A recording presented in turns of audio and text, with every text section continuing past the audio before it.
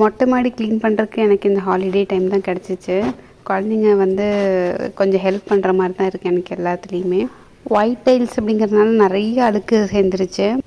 Soap water வந்து நல்லா தண்ணியில் மிக்ஸ் பண்ணி ஃபுல்லாக தெளித்து விட்டுட்டு அதை நல்லா வந்து ப்ரெஷ்ஷு போட்டு முதல்ல தேய்ச்சிட்டேன்.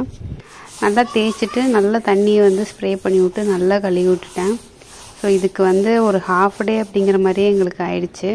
ஸோ நல்லா க்ளீன் ஆனதுக்கப்புறம் தான் கொஞ்சம் நிம்மதியாகவே இருந்துச்சு பார்க்குறக்கே.